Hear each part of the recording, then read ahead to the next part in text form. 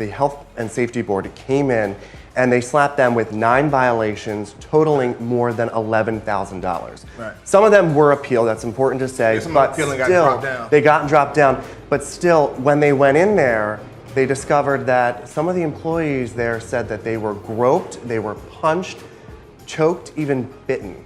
So here to tell us how it's done, our first-generation Italian-American, Juliana Rancic, and her husband, Bill Rancic. Guys, how are you? I'm joined today by Sammy Hagar, legendary rocker, entrepreneur, restaurateur, founder of Cabo Wabo Tequila, Sammy's Beach Bar Rum, and New York Times best-selling author. Your new book out today. Are we having any fun yet? We're having fun here today. Thank you so much. We have a consumer report to pass along to you. In response to consumer demand, Mars Incorporated has become the latest company to pledge to remove artificial colors, at least from its human food portfolio. So, Bill, what are some of the differences that you've discovered from marrying Juliana between Italian and American eating habits? Because, of course, we know that they are totally different. Yeah, that's a great question. Well, researchers with the online medical service Dr. Ed are using hashtags on Instagram to find the most diet-obsessed states and countries in the world. Now, using hashtag diet, they say those who live on the small island nation of Cyprus post more about portion control than anyone else in Europe.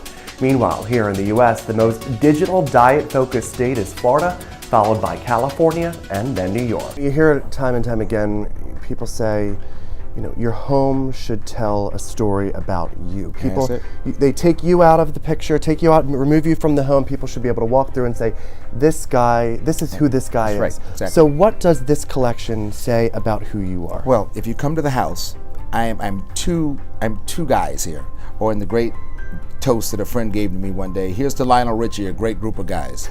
I am several people. And you know what I found really interesting when I was reading your book is it tells a story too, from way back to when you were a child. You talk about your grandfather in there.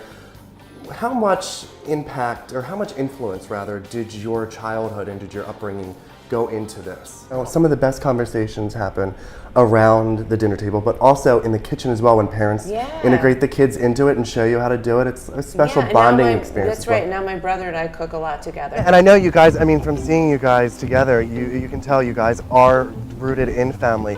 The holidays are coming up. We have 2 different traditions, you know, 2 different cultural backgrounds.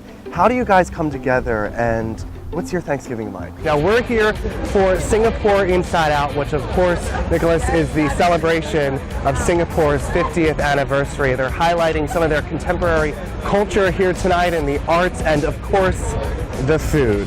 Times are tough for a lot of people, and that's not a secret.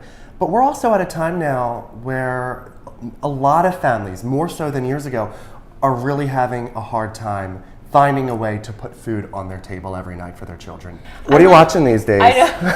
I mean, I'm watching like 3 episodes of everything. I feel like made a list. The conversation is now like, oh, have you seen that? No, it's on my list. It's on my queue. Yeah. That's like it's on my queue. I literally made a list last night. I think there's 8 shows that I'm watching. It's pathetic. Yeah. No, but it's so huge. good though.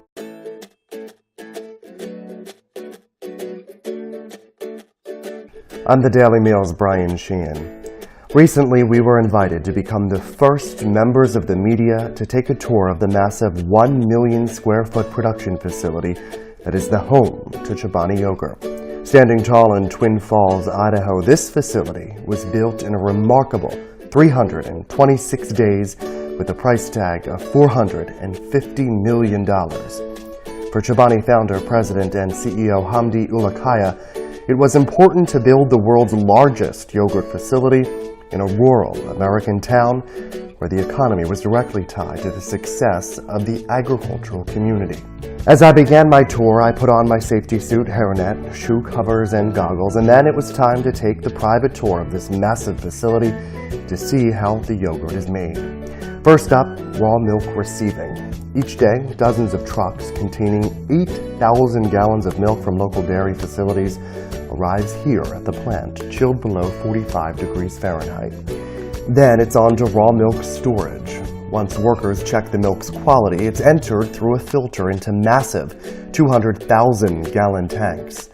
Due to Chobani's strict health and safety guidelines, we weren't actually allowed to see the yogurt-making process in person, but were able to peer through giant glass windows to see the magic happen.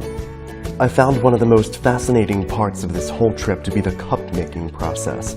See these white sheets? They're actually your cups.